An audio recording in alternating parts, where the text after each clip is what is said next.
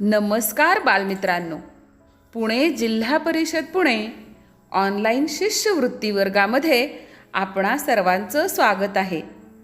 आज आपण इयत्ता 5वी शिष्यवृत्तीमधील विषय बुद्धिमत्ता चाचणी घटक गटाशी जुळणारे पद यातील संख्या हा उपघटक पाहूया. आणि हा माझा परिचय. विद्यार्थी मित्रांनो, बुद्धिमत्ता चाचणी विषयातील गटाशी जुळणारी संख्या याचा अभ्यास करत असताना आपल्याला विविध गोष्टींची माहिती असणे गरजेचे आहे. कोणत्या आहेत त्या? चला तर मग पाहूया.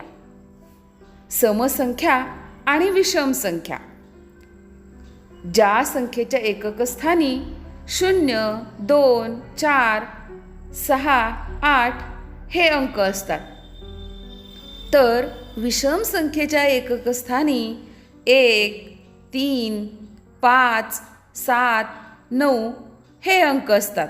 यावरून आपल्याला सम आणि विषम संख्या ओळखणे सोपे जाते आणि मग गटाशी जुळणारी संख्या शोधायला सुद्धा याची मदत होते.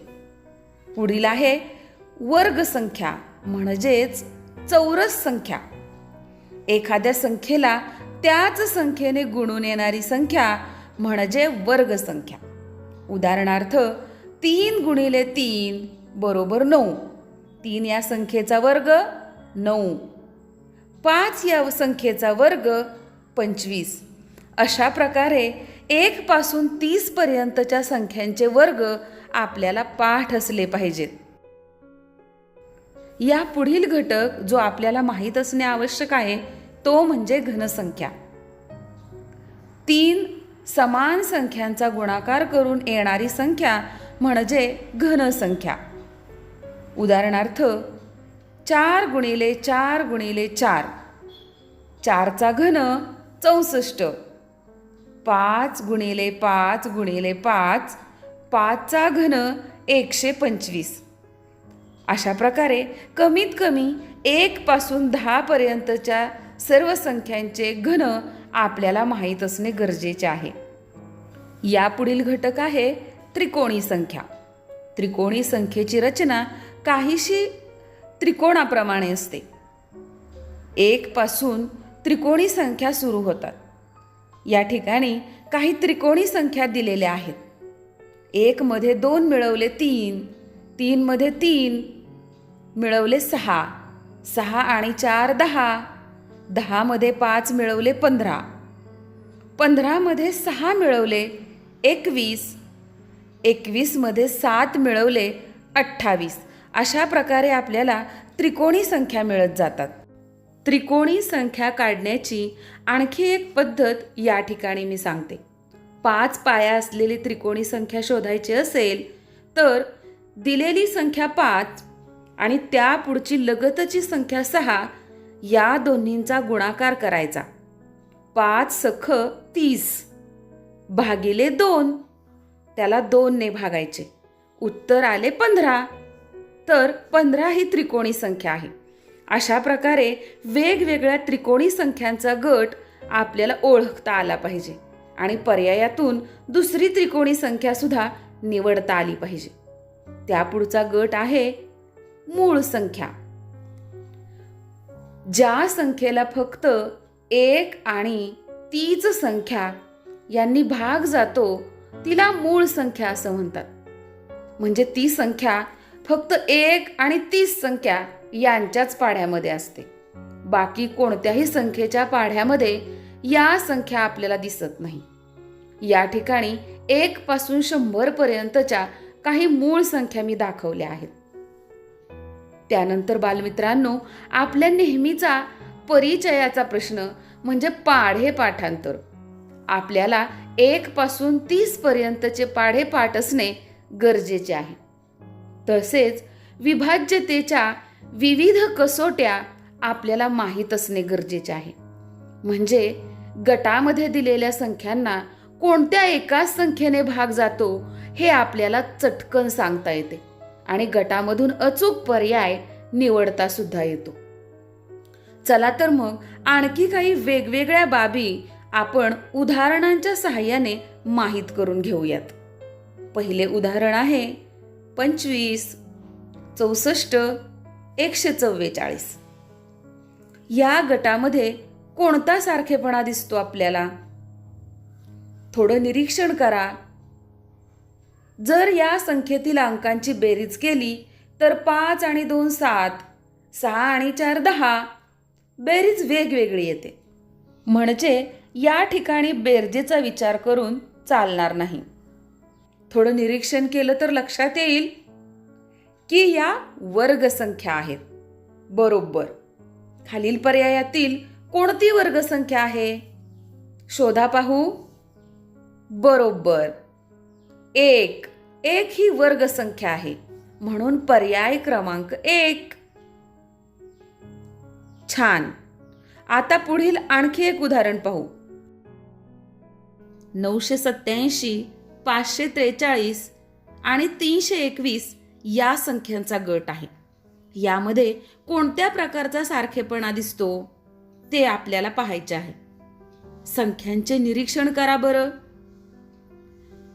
एकाच गटातील संख्यांमध्ये वेगवेगळ्या प्रकारे सारखेपणा असू शकतो, परंतु आपण शोधलेले उत्तर पर्यायामध्ये आहे की नाही यासाठी सर्व पर्याय आपण पडताळून पाहायचे आहेत आणि मगच उत्तर निश्चित करायचे आहे. आता हेच उदाहरण पहा ना. यामध्ये कडेच्या संख्यांची बेरीज भागिले 2 केले तर आपल्याला मधली संख्या मिळते. म्हणजे 9 आणि 7 16, 16 भागिले 2 आले 8. त्याचप्रमाणे 5 आणि 3 8 भागिले 2 मधली संख्या आली 4. तसेच 3 आणि 1 मिळून 4 भागिले 2 मधली संख्या आहे 2. मग उत्तरे जर आपण पाहिली तर सर्व पर्यायामध्ये आपल्याला हाच सारखेपणा दिसून येतो. मग योग्य अचूक उत्तर कोणते? यासाठी आपल्याला वेगळा सारखेपणा शोधावा लागेल. मग पुन्हा विचार करा बरं, आणखी कोणता सारखेपणा दिसतो या संख्यांमध्ये? बरोबर, प्रत्येक संख्येतील अंक हे उतरत्या क्रमाने जुळवले आहेत. 9 8 7, 5 4 3, 3 2 1 या पद्धतीने कोणत्या पर्यायातील अंक जुळवले आहेत? बरोबर, 7 6 5, पर्याय क्रमांक 3.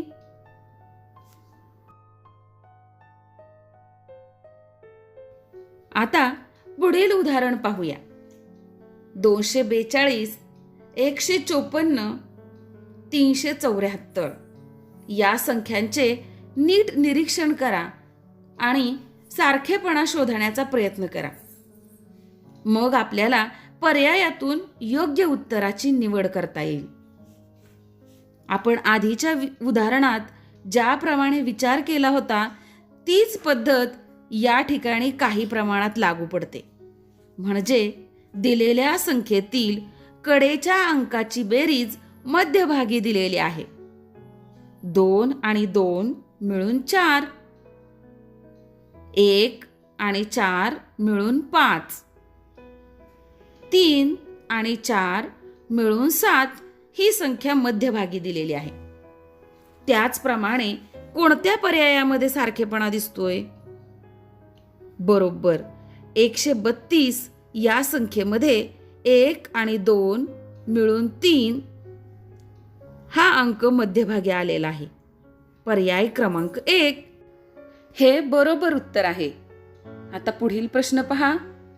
87, 27, 67 या संख्यांचे नीट निरीक्षण करा. कोणता सारखेपणा दिसतो या संख्यांमध्ये? या संख्यांचे निरीक्षण केल्यास असे दिसते की 2 संख्या संयुक्त संख्या आहेत, तर 67 ही मूळ संख्या आहे. मग कोणता सारखेपणा आहे? आणखी विचार करा. बरोबर, या संख्यांच्या एकक स्थानी 7 हा अंक आहे. मग एकक स्थानी 7 अंक असणारी संख्या कोणती? बरोबर, 57. पर्याय क्रमांक 2. छान.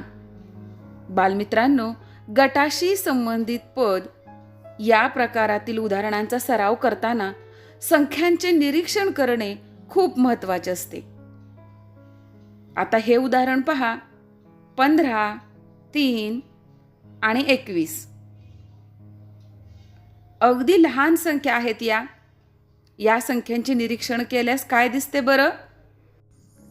या तीनही संख्या 3च्या पाढ्यातील आहेत. आणि पर्याय जर पाहिले तर 18, 36 आणि 54 या संख्या सुद्धा 3ने विभाज्य आहेत. म्हणजे आपल्याला एक असे अचूक उत्तर निवडता येणार नाही. पुन्हा एकदा संख्यांचे निरीक्षण करा. पहा बरं, 15, 3 आणि 21 या त्रिकोणी संख्या आहेत. मग पर्यायामधील कोणती त्रिकोणी संख्या आहे? पहा बरं नीट. बरोबर, 36. पर्याय क्रमांक 3. पुढील गट आहे L, C, D आणि पर्याय आहेत M, N, K, T. L, C, D ही वरवर जरी कॅपिटल अक्षरे वाटत असली तरीही रोमन संख्या चिन्हांमध्ये या अक्षरांचा अर्थ वेगळाच आहे.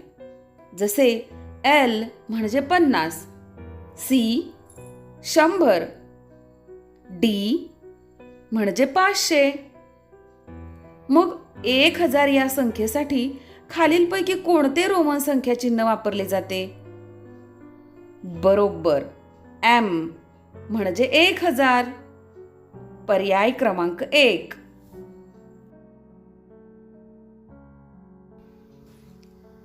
आता हे उदाहरण पहा. 326, 122, 248. संख्या नीट पहा आणि विचार करा. 326 या संख्येमध्ये शतक स्थानचा 3 आणि दशक स्थानचा 2 या दोघांचा गुणाकार केला 3 दुने 6 ही संख्या आपल्याला एकक स्थानी दिसून येते. पहिल्या 2 अंकांचा गुणाकार तिसऱ्या स्थानी दिलेला आहे. 1 गुणिले 2 2, बेचोक 8. याप्रमाणे उत्तरातील सर्व पर्याय पहा. कोणता पर्याय येतोय? बरोबर, पर्याय क्रमांक 3. 3 गुणिले 3 3 त्रिक 9. छान. आता पुढील थोडे वेगळे उदाहरण पाहूया. 512, 64, 216. नीट पहा बरं या संख्या. आपल्या लक्षात आलं असेल 512 ही संख्या 8चा घन आहे, 64 4चा घन आहे आणि 216 6चा घन आहे.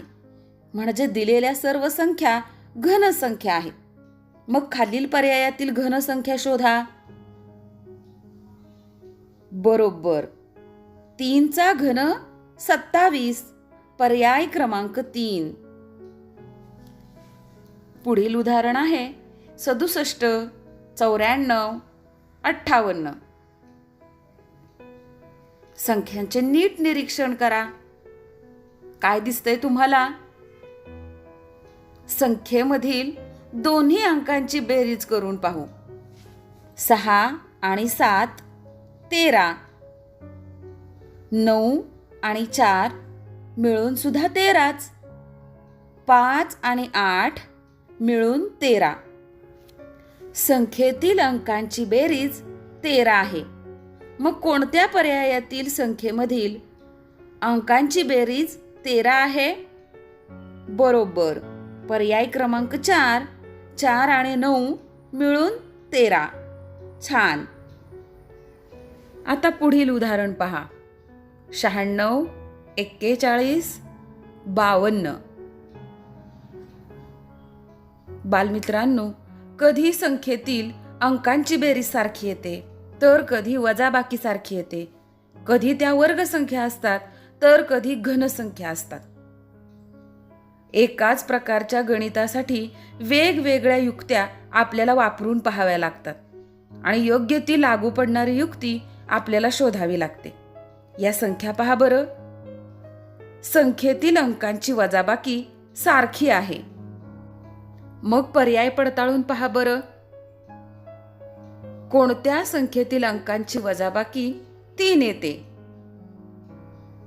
7 वजा 4 बरोबर 3. पर्याय क्रमांक 4. बरोबर. या उदाहरणामधील संख्यांचे निरीक्षण करा. 97, 61, 7. संख्यांकडे पाहिले की तुमच्या चटकन लक्षात येईल 7 ही मूळ संख्या आहे. मग 97 आणि 61 या सुद्धा मूळ संख्याच आहेत. म्हणजे हा मूळ संख्यांचा गट आहे. पर्याय नीट पाहिले तर तुमच्या लक्षात येईल की 2 ही समसंख्या सुद्धा मूळच आहे. म्हणून उत्तर येईल पर्याय क्रमांक 1. छान. आता अपूर्णांकाचे हे वेगळे उदाहरण पहा. 6 अंश छेद 11, 2 अंश छेद 7, 14 अंश छेद 19. काय सारखेपणा दिसतो या 3 संख्यांमध्ये? हे 3 अपूर्णांक नीट पाहिले तर अंशामध्ये 5 मिळवले तर छेदस्थानची संख्या मिळालेली आहे. पहा बरं पडताळा करून. 6 आणि 5 11. छेदस्थानी 11 आहे. 2 आणि 5 मिळून 7. 14 आणि 5 मिळून 19. मग पर्याय पहा बरं. 24 आणि 5 मिळून 29. पर्याय क्रमांक 1 हे बरोबर उत्तर आहे. आता थोडेसे वेगळे आणि शेवटचे उदाहरण पाहूया. 2.1/4, 4.2/8, 3.1/4 या पूर्णांकयुक्त अपूर्णांकांचे नीट निरीक्षण करा. पहा बरं काय लक्षात येते तुमच्या? या ठिकाणी प्रत्येक पदामध्ये 1/4 म्हणजे 1/4 भाग आहे. पहिल्यामध्ये तर आहेच. दुसऱ्या पूर्णांकामध्ये 2/8 म्हणजे सुद्धा 1/4 म्हणजे 1/4 भाग आहे. आणि तिसऱ्या अपूर्णांकामध्ये सुद्धा 1/4 भाग आहे. मग खाली दिलेल्या पर्यायांमध्ये कोणत्या पर्यायात 1/4 भाग दिलेला आहे? या ठिकाणी पर्याय क्रमांक 1 मध्ये 4/16 म्हणजे 1/4 म्हणजेच 1/4 भाग आहे. म्हणून पर्याय क्रमांक 1 हे बरोबर उत्तर आहे. बालमित्रांनो, अशाच प्रकारे विविध उदाहरणे सोडवण्याचा आणखी सराव करा. चला तर मग पुन्हा भेटूया. थँक्यू.